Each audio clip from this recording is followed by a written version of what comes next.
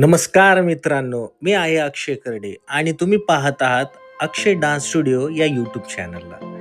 आज आपण सुरू करतोय पुण्यावरून खाटूश्याम बाबा, सालासर बालाजी, नागद्वारा, सावर्या सेट आणि उज्जैनपर्यंतचा जबरदस्त प्रवास. तर नेहमीप्रमाणे आम्ही कुठेही जात असताना गाडीची पूजा करतो आणि मगच निघतो. कारण लांबचा प्रवास असतो. कोणाच्या मनात कोणतेही निगेटिव्ह विचार न येता पॉझिटिव्ह एनर्जीने आम्ही निघत असतो. तर दत्ता भाऊ आलेले आहेत घ्यायला मला. दत्ता भाऊ, सूरज भैया गाडीची पूजा करतात ते. तर आमच्यासोबत अजून एक मित्र आहेत आपले नागेश शेठ, त्यांना घेऊन आम्ही जाणार आहे. तर दत्ता भाऊने सगळं मॅनेज केली ती डिक्की, सगळ्यांची बॅग्स वगैरे, पाण्याची बॉटल्स, सगळ्या बारीक सारी गोष्टींची त्यांनी काळजी घेतली होती. तर धन्यवाद म्हणलं भाऊंना. तर निघतोय आम्ही. सो फायनली गाईज, आम्ही निघालेलो आहे देवदर्शनासाठी. तर आम्ही निघालो होतो माझ्या सोसायटीमधून. सोसायटीतून बाहेर निघाले आमचे कार्यकर्ते, गेटचे मेंबर आले पळत धावत. त्यांनी आमच्या जाण्याचा दरवाजा उघडला. मंडळ आपले सतशे आभारी आहे शेठ. तर आपले मित्र आहेत नागेश शेठ, त्यांना घ्यायला आम्ही आता चाललेलो आहे. जाता जाता गाडीची नंबर प्लेट चेंज करायची होती आम्हाला. तर भाऊंनी नंबर प्लेट चेंज करून टाकले. ऑल ब्लॅक फिल्मिंग आहे गाडी. तर आमच्या डोक्यात विचार आला की पूर्ण ब्लॅक फिल्मिंग काढायची. तरी दत्ता शेट्टी पुढची गाडीची ब्लॅक फिल्मिंग काढलेली आहे. तर आता आम्ही निघालो आहेत नागेश शेट यांना पिक करायला. सो स्टे ट्यून गाईज, सोबत राहा माझ्या. सूरज भैया ऑल खुश आहे भाऊ राडा. सो फायनली नागेश शेट बसलेले आहेत गाडीत. आले ते लवकर आणि रस्त्यातच आम्हाला हायवे टच जायचं होतं. तर बाणेरला ते राहिलं आहे. तिथून आम्ही डायरेक्ट बाणेरने बालेवाडीवरून सरळ निघालेलो आहे. दत्ता शेठ फुल जोमात होते. त्यांना सांगितलं आपल्याला 12-13 तासाचा प्रवास नाही, कमीत कमी 24 तास आपल्याला लागणार आहेत. So relax. सो आम्ही निघालेलो मुंबईच्या दिशेने. सो फर्स्ट टाईम आम्ही निघालेलो मुंबईच्या दिशेने. मुंबईत पोहोचलेलो आहे गाईज. आम्ही बघू शकता तुम्ही, अख्खी ट्रक आहे. ट्रकने जॅम करून टाकला अख्खा रस्ता. सुरत हायवे म्हणजे आयुष्यात जिंदगीत कधीच जाणार आम्ही तर त्या रस्त्याने मुंबईच्या दिशेने. आणि त्या सुरतचे अख्खे सगळे बघू शकता तुम्ही, मोठमोठे कंटेनर लागले आहेत. अख्खी रात्र आमची गाडी चालवण्यात गेली. नागेश शेठ आणि दत्ता शेठनी गाडी चालवली. सकाळी परत नागेश शेठ जरा त्यांना आराम करा म्हणलं, मी गाडी चालवली. तिथून मग सुरतच्या दिशेने आम्ही निघालेलो आहे. तर दत्ता बनला, मी चालू का गाडी? म्हणलं ठीक आहे भाऊ चालू, काही विषय नाही. तर बघू शकता तुम्ही सुपर रस्ते आहेत. मधला रस्ता फक्त आम्हाला खूप कठीण गेला. तरी आम्ही निघालेलो आहेत. आम्हाला डोक्यात होतं की आम्हाला काही करून देवाला जायचं आहे. 1% फिरणं होतं, 99% देवदर्शनासाठी चाललेलो आम्ही. रस्त्यात आम्ही थांबलो, फ्रेश झालो. कारण तेवढा वेळ नव्हता आम्हाला की आम्ही एखादं हॉटेल घेईल आणि मग तिथं वेळ जाणार परत त्या गोष्टीचा. त्यामुळे आम्ही फ्रेश झालो. सूरज भैया पण ओकेमध्ये फ्रेश झाला. शेट नाराज होते जरा, त्यांना पाणी नाही भेटलं. त्यामुळं मी म्हणलं टेन्शन नका घेऊ, आपण 1 नंबर मॉलमध्ये थांबू, तिथून फ्रेश वगैरे व्हा. तर आम्ही निघालेलो आता नाश्ता करायला. सो फायनली आम्ही हॉटेलमध्ये गेलो नाश्ता करण्यासाठी. बघितलं काय काय, खूप छान होतं.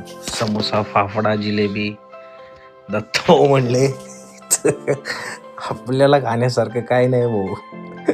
म्हणलं काय करायचं, काय नाही, बघायचं आणि जायचं. तर आम्ही तिथं आम्हाला जे जे काही गोष्टी आवडतात ते खाल्ल्या मस्तपैकी. Fafda, jalebi and all that things. So finally hotel 1 number होतं. फाफडा, जिलेबी, खाकरा खाऊन तोंड झालतं पानसट. त्यामुळं पुढं जाऊन आम्ही घेतली कैरी. 1 नंबर कैरी भाऊ. आम्ही दोघं खात होतो.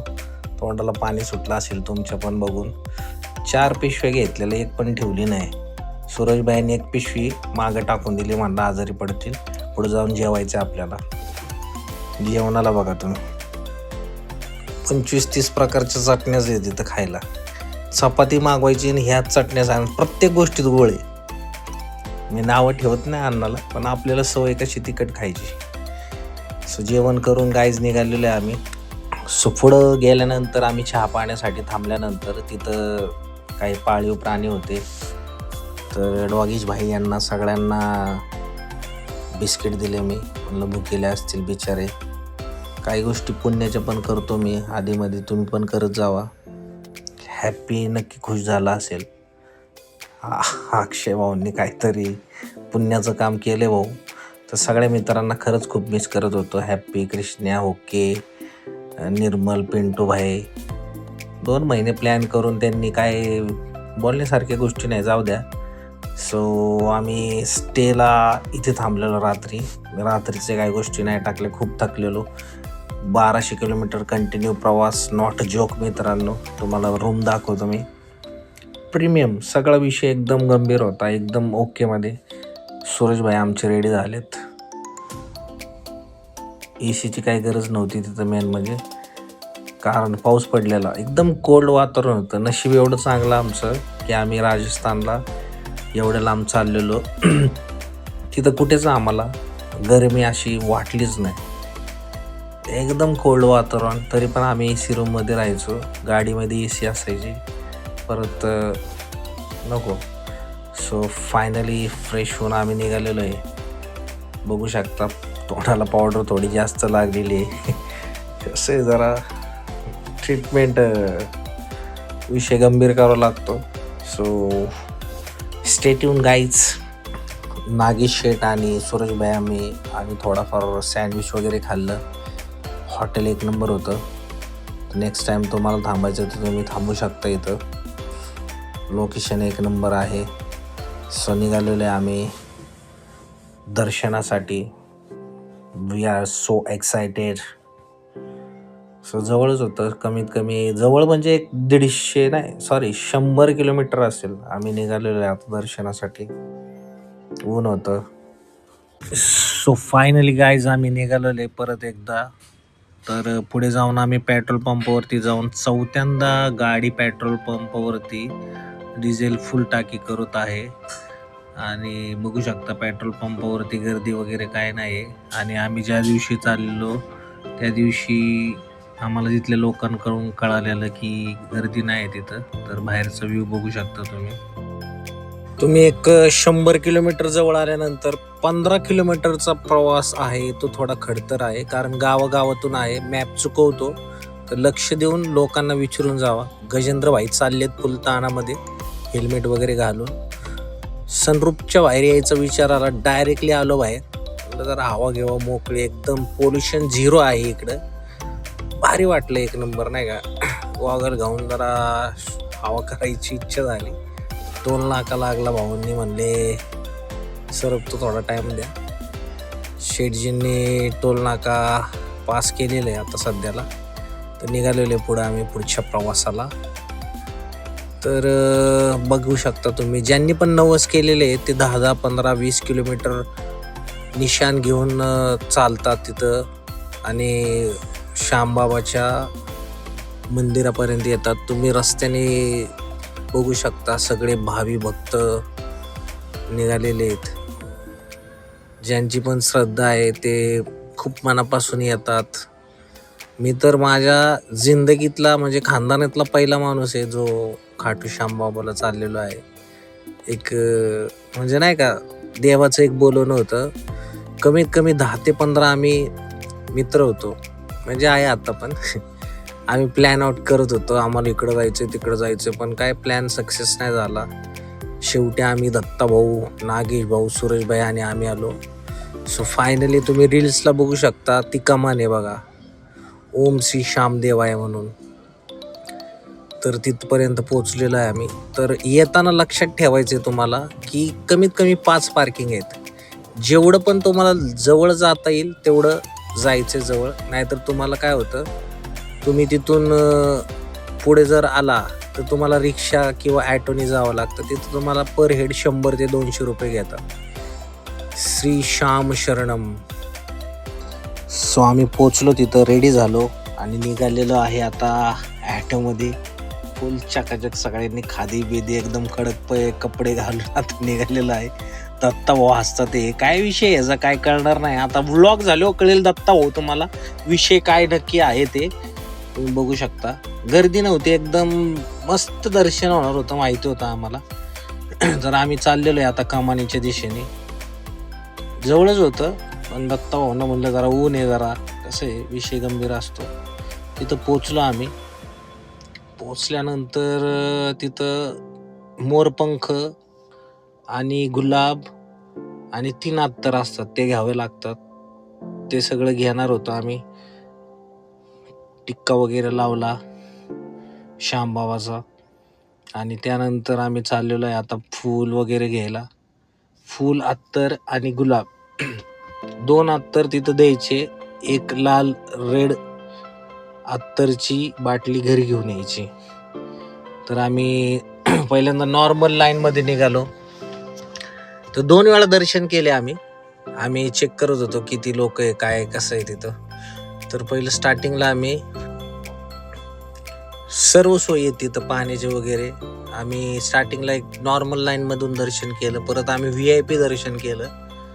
VIP दर्शन पण सुविधा आहे तिथं, प्रोटोकॉल आहे. त्या सर्व गोष्टी पाळून तुम्हाला VIP दर्शन भेटतं. त्या गोष्टी करावं लागतं तुम्हाला. तर गर्दी होती थोडीफार, बघू शकता तुम्ही. कार्यकर्ते सगळे 1 नंबर मध्ये तयार होऊन निघालेले आहेत श्यामबाबाच्या दर्शनासाठी.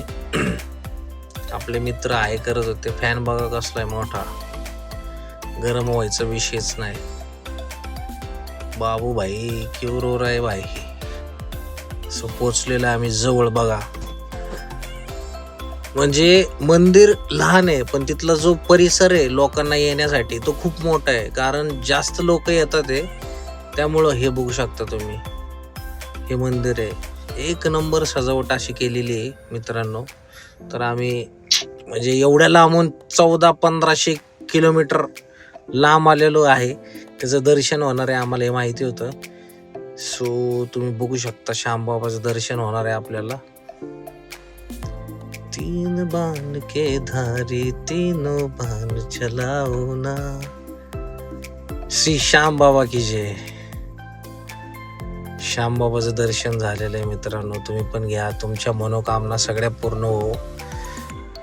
आणि बाबा करतात बरं का, चमत्कार करतात आयुष्यात. त्यासाठी सातत्य आणि श्रद्धा. ह्या मॅडम आल्या, ह्या मॅडम माझ्या मागं लागल्या मला काहीतरी घेऊन द्या. त्या मॅडमला घेऊन देऊन परत आम्ही VIP लाईन मध्ये आलो. तुम्ही बघू शकता आम्ही पहिल्या 1 नंबर मध्ये लाईन मध्ये आता सध्या. बाबांना बोललो, बाबा मन नाही भरलं माझं. बघू शकता तुम्ही ही VIP लाईन आहे आणि मंदिराच्या बरोबर जवळ आहे. आम्ही व्हिडिओ नाही काढता आला मला कारण मला दर्शन घ्यायचं होतं. सो बघू शकता तुम्ही बाहेर आलो. त्यानंतर जेवण करण्यासाठी थांबलो आम्ही आणि लगेच निघालो. 1 नंबर हॉटेल आहेत राजस्थानमध्ये.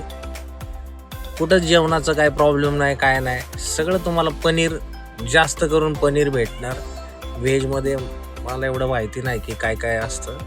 तर आम्ही तर 10 दिवस पनीरच खात होतो. तिकडून आल्यानंतर 1 महिनाभर तरी काय मी पनीर खाणार नाही. आणि निघालोय आम्ही आता सालासर बालाजीला.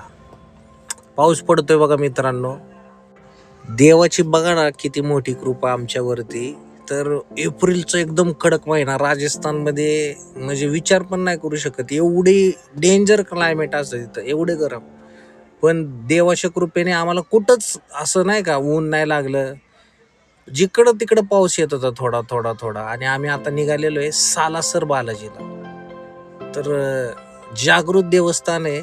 या देवस्थानामध्ये म्हणजे हनुमानाचं दाढी मिशा असलेलं अवतार आहे.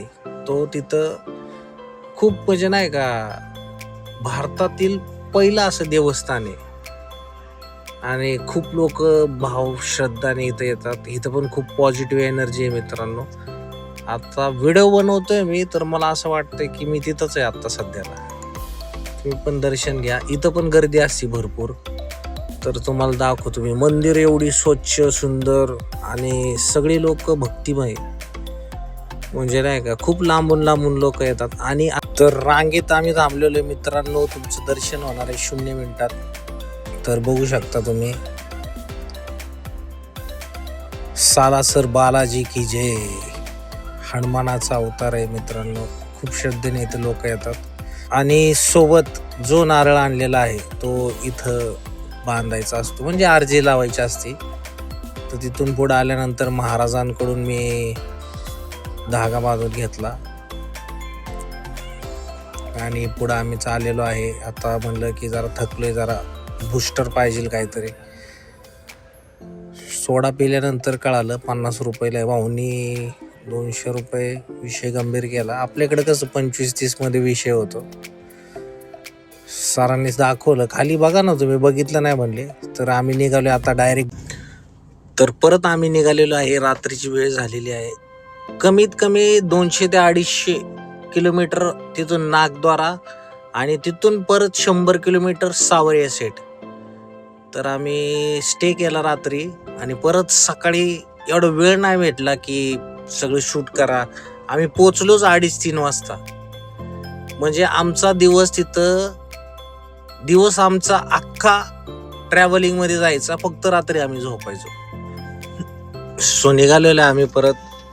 तर इथे रस्त्यामध्ये अचानक खूप साऱ्या गाई म्हशी तुम्हाला दिसतील मित्रांनो. अचानक सरप्राईज आहे. तर मोकळे रस्ते आहेत म्हणून तुम्ही गाडी कधीच चुकूनही पळवू नका. अचानक खूप फास्टमध्ये गाई म्हशी येतात रस्त्यामध्ये. आणि इथं सगळ्यात मोठं मार्केट आहे मार्बल्सचं, तुम्ही बघू शकता. ऑल जो नागद्वारा ते सावर्या सेटचा जो मधला रस्ता आहे तो तिथे पूर्णपणे सगळीकडे मार्बलचे दुकानं आहेत.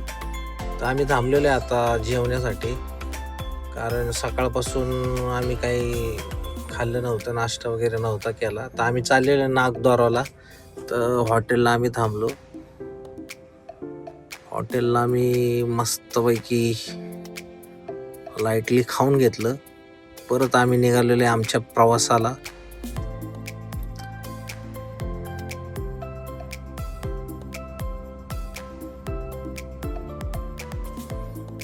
सोबत नेहमी पाण्याची बॉटल, एनर्जी ड्रिंक ठेवा, कारण थकवा येतो. तयार होऊन मस्तपैकी. नागद्वारामध्ये खूप सारं मोठं मार्केट आहे जिथं तुम्हाला बांधणीच्या साड्या असतात. इथं फेमस आहेत. इथं स्वतः तयार केलेल्या असतात, धाग्याने त्या बांधलेल्या असतात.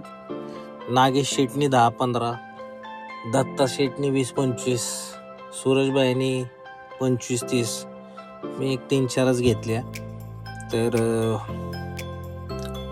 ब्लॉग घरच्यांना दाखवू नका, भांडणू शकतात. तर बघू शकता हे नागद्वारामधले जी मूर्ती आहे कृष्णाची सेम अशी. आणि तिथं जे भावी भक्त होते त्यांच्याकडून ऐकलेलं आहे. तर रात्रीचा मंदिरात शृंगार करतात देवाला पूर्णपणे. तिथं पाळणा वगैरे असतो. तर सकाळी सगळी फुलं वगैरे विस्कटलेली असतात या मंदिराचं. आणि तिथं मोबाईल अलाउड नाही. आणि तिथल्या लोकांकडून ऐकलेलं आहे की नीता अंबानी स्वतः तिथं महिन्यातून एकदा येतात. कधी येतात कधी जातात कुणालाच काही कळत नाही. तर म्हणजे एक पवित्र स्थान आहे. असले भारी भारी नागद्वारामध्ये कृष्णदेवाचे फोटोज आहेत, तुम्ही बघू शकता. इथं फोटोज काढणं पण अलाउड नाही. हे जे फ्रेमिंग आहे ना तर गुपचूप मी काढलेलं आहे, नाही का, तुम्ही बघू शकता. खूप सुंदर आहेत. म्हणजे हे आपल्याकडे बघायला पण नाही भेटणार, कुठंच नाही भेटणार. बघा ना कसलं रेखीव काम आहे. पधारो मारे देश रे. एकदम क्लीन सिटी आहे ती नागद्वारा. म्हणजे गाव आहे असं वाटतं ना की गाव आहे, पण सिटी आहे प्रॉपर. सो शॉपिंग करून आम्ही निघालेलो आहे आता गाडीकडे. दर्शन एक नंबर झालं मित्रांनो. तर बघू शकता तुम्ही. तर आम्ही निघालेले आता सावरिया सेटला. छोटा छोटा सेटाने तू मोटो सेट बनावे, पैदल जो भी आवे गाडी में उन्हें बुलावे. तर पुढे जाऊन आम्ही थांबलेलो आहे मित्रांनो एका चहाच्या दुकानात.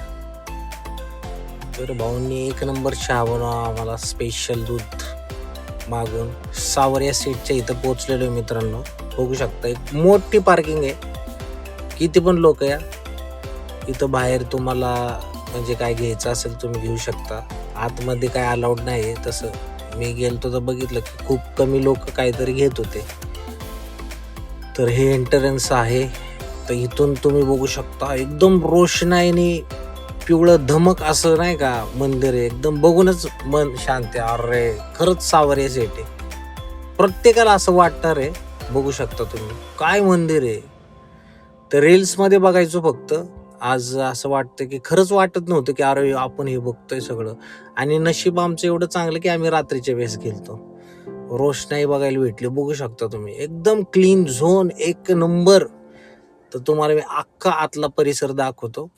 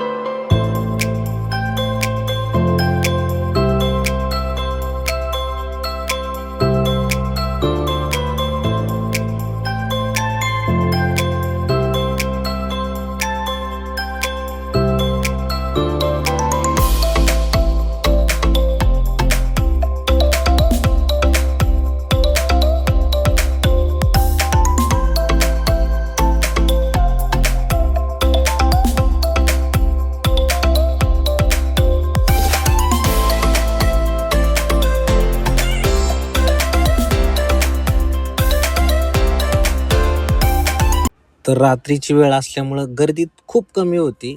आणि इथं पण आम्हाला VIP दर्शन डायरेक्ट सावरिया सेटच्या समोर. जय श्री सावरिया सेट की जय. आम्ही दर्शन घेऊन बाहेर आलो. सगळे विचार करत होता नाही का, अरे बापरे काय कसलं मंदिर आहे बघा ना तुम्ही. सुपर्ब सगळं गार्डन आणि लाइटिंग. हे विषय असा आहे की म्हणजे नाही का मन्नत असते ते मागितल्यावर तुम्ही काय ते दगडाचं करू शकता. इथं सावरिया सेटचे मंदिराचे, सावरिया सेटचे फोटोज वगैरे आहेत. पुढे येऊन आम्ही जेवलो. इथं खूप थकलेलो, कंटिन्यू एवढे देव करायचे. तर निघालेले आम्ही डायरेक्टली आता उज्जैनसाठी. उज्जैनला पोचलो, सकाळी आंघोळ वगैरे करून आता निघालेलो आम्ही महाकाल बाबाच्या दर्शनाला. सो महाकालला असंच कोणी येत नाही, खरंच सांगतो मी. कमीत कमी 2 ते 3 महिने 4 महिन्याचं प्लॅनिंग चालू होतं. पावडर थोडी जास्त लागली, विषय गंभीर आहे. तर ठीक आहे चला. तर नागी शेठ म्हणले की जाता जाता आपण थोडंफार नाश्ता करून जाऊ. म्हणलं ठीक आहे, काही विषय नाही. तर दत्ता शेठनी मागवलेला आहे पोहे, अजून फाफडा आणि काय होतं ते बरं रगडा पॅटीस. नाही, दत्ता भाऊनी नागी शेठने आमची खूप खरंच काळजी घेतली. मित्र असावे तर असे म्हणजे नाही का, अरे हे घ्या ते घ्या खावा. मित्र असून सुद्धा हे बघा DJ राईट्स हे बघत होतो आम्ही. सो पुढे निघालेलो आम्ही आता. फायनली गाईज आम्ही चाललोय आता. गाडी पार्किंग करून आम्ही महाकालला दर्शनासाठी. तर माझ्यामुळं खूप लय डेंजर लफडा झाला. आम्ही 500 मीटर दूर होतो फक्त. दत्ता शेठ जरा रागवलेले माझ्यावरती. विषय काय झालता, त्यांना मी म्हटलं आपण प्रायव्हेट पार्किंगच्या इथं जाऊ, पण तिथं माझ्यामुळं थोडा लफडा झाला. मला ते पार्किंगच नाही सापडलं मॅपवरती. मग जाऊ दे, विषय क्लोज केला. तिथं आम्ही मस्त चंदनचा लेपचा टिका वगैरे लावला. निघालो आम्ही दर्शनासाठी. महाकाल दर्शन म्हणजे मनात एवढी ऊर्जा आणि एवढं मला म्हणजे नाही का, मी कधी पण येऊ शकतो. मला जर कोणी म्हटलं ना उज्जैनला जायचंय निम्म्या रात्रीच मी रेडी आहे मित्रांनो, कधी मला फोन करा. तर आम्ही इथून VIP तिकीट्स काढले. 250 रुपयाला VIP तिकीट्स आहेत, तिथून तुम्ही घेऊ शकता. पासेस घेऊन तुम्ही आतमध्ये जाऊ शकता. सो गाईज बघू शकता तुम्ही, गर्दी होती. महाकालला तुम्ही कधीही जावा, महाकालचे दिवाने खूप आहेत ह्या अख्ख्या जगात. तर गर्दी ही नेहमी असते, पण यावर्षी एवढं भारी दर्शन झालं की नाही का, एकदम समोर होतो. 1000 कोटी डोक्यात विचार होते, हे होईल का नाही, ते होईल का नाही. सगळे विचार तिथं गेल्यावर स्टॉप होतात. म्हणजे जो वेळ चाललाय तो महाकालमुळे चाललाय. काळ बदलणारा देव म्हणजे महाकाल. जर तुमच्या आयुष्यात तुम्हाला काळ खरंच बदलायचं आहे तर 100 नाही 2000% महाकालला जावा. आणि महाकालला तुम्ही असं तसं जाऊ शकत नाही, त्याला महाकालचा बोलावंच लागतं. ते म्हणतात ना, महाकाल को आने के लिए पैसे नहीं, महाकाल का बुलावा लगता है. ही गोष्ट 2000% खरी मित्रांनो. खूपच जवळ होतो आम्ही महाकाल बाबाच्या.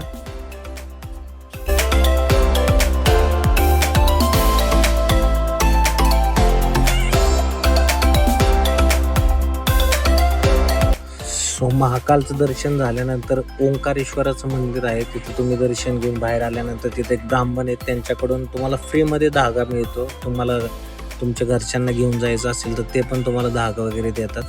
तर बाहेर आलो, मस्तपैकी दर्शन वगैरे घेतलं. मनात खूप आनंद होता की मस्त दर्शन झाले. तर दर्शन घेतलं, त्यानंतर आम्ही निघणार आहेत आता काळभैरवनाथाला. काळभैरवनाथाला आमच्या सगळीकडं एकदम VIP दर्शन झाले. 5 मिनटं 2 मिनटं दर्शन झाले. तर दत्ताशेठ म्हणले काहीतरी खाऊन जाऊ, कारण इथं जर गर्दी असली तर आपण दिवसभर काय करू नाही शकत, ऊन होतं. सगळ्यांनी आम्ही खाल्लं. दत्ता भाऊ डेंजर हसत होते. दत्ता भाऊ विषय लय गंभीर आहे, कळलं ना तुम्हाला. हे असं सगळं करावं लागतं, मेमरीज असतात. मित्र आपले नागेश शेठ, दत्ता, मी, सूरज भैया निघालेले काळभैरवनाथाच्या दर्शनाला. तर आत्ता आपण आलो आहोत उज्जैनमधील प्रसिद्ध काळभैरवनाथ मंदिरात. या मंदिराची एक खास परंपरा म्हणजे इथे भगवान भैरवनाथांना मद्य अर्पण केले जाते. पण मित्रांनो, एक महत्त्वाची गोष्ट लक्षात घ्या, इथे काही नियम आणि स्थानिक प्रशासनाच्या मार्गदर्शक सूचना असतात. त्यामुळे इथे येताना त्या नियमाचं पालन करणं खूप गरजेचं आहे. आपण श्रद्धेने दर्शन घ्यायचं आणि मंदिराची परंपरा आणि नियमाचा आदर ठेवायचा, हाच खरा भक्तिमार्ग आहे. चला तर मग आपणही शांतपणे दर्शन घेऊया आणि अनोख्या परंपरेचा अनुभव घेऊया. मंदिरात परिसरात खूप वेगळं आणि पॉझिटिव्ह वातावरण जाणवत आहे. सर्व भक्त रांगेत उभं राहून शांतपणे दर्शनासाठी पुढे सरकत आहेत. इथं येताना स्थानिक नियम आणि मार्गदर्शक सूचनांचं पालन करणं खूप गरजेचं आहे. आपण सुद्धा या नियमाचा आदर ठेवत पुढे जात आहोत. हळूहळू आपण मंदिराच्या मुख्य गाभाऱ्याजवळ पोहोचत आहोत. काळभैरवनाथाची मूर्ती दर्शन घेताना एक वेगळीच ऊर्जा जाणवते. सर्वजण भक्तिभावाने प्रार्थना करत आहेत. आपणही मनापासून प्रार्थना केली आणि अखेर आपलं काळभैरवनाथाचं सुंदर दर्शन झालं. खूपच छान, अविस्मरणीय असा अनुभव होता. तर तुम्हीही काळभैरवनाथाला उज्जैनमध्ये आला तर नक्की या मंदिराला भेट द्या. जय महाकाल, जय काळभैरवनाथ. आत्ताच आपलं काळभैरवनाथाचं दर्शन झालं. मंदिराच्या परिसरात दत्तांचं खूप सुंदर मंदिर आहे, तिथे आम्ही शांतपणे दर्शन घेतलं. खूप पॉझिटिव्ह आणि प्रसन्न वातावरण इथे अनुभवायला मिळालं. आता आम्ही इथून बाहेर पडत आहोत आणि पुढे जात आहोत ऋणमुक्तेश्वर महादेव मंदिराकडे. उज्जैनमधील आणखी एक पवित्र आणि महत्त्वाचं ठिकाण. रस्त्यात जाताना उज्जैन शहराची वेगळीच वाईब अनुभवायला मिळते. छोटी छोटी दुकानं, भक्तांची गर्दी, सगळीकडे भक्तिमय वातावरण. आता आम्ही ऋणमुक्तेश्वर मंदिराजवळ पोचलो आहोत. मंदिराचा परिसर खूपच शांत आणि सुंदर आहे. इथे आल्यावर मनाला एक वेगळीच शांती मिळते. इथे आल्यानंतर तुम्हाला ते पिवळ्या कपड्यातील वस्त्र आहे आणि त्याच्यामध्ये धान्य आहेत, ते घेऊन ऋणमुक्तेश्वर महादेवाच्या चरणी अर्पण करायचं आहे. इथले वैशिष्ट्य असं आहे की ज्यांना पण कर्ज आहेत ते लोक इथं येऊन पिवळ्या वस्त्र आणि त्यातील धान्य देतात आणि हे वीरभद्र महाराज आहेत. तुम्ही महादेवाचे दर्शन घेतल्यानंतर इथे येऊन त्यांना वीरभद्र महाराजांच्या कानामध्ये तुम्ही सांगू शकता तुमचे काही कर्ज असतील काही. अशाच आणखी ट्रॅव्हलर आणि एंटरटेनमेंट ब्लॉगसाठी चॅनलला नक्की सबस्क्राईब करा, व्हिडिओला लाईक करा आणि शेअर करायला विसरू नका. तुमचा सपोर्ट असाच राहू द्या. मी आहे अक्षय करडे, अक्षय डान्स स्टुडिओकडून. लवकरच भेटूया नवीन व्हिडिओसोबत. तोपर्यंत जय महाकाल.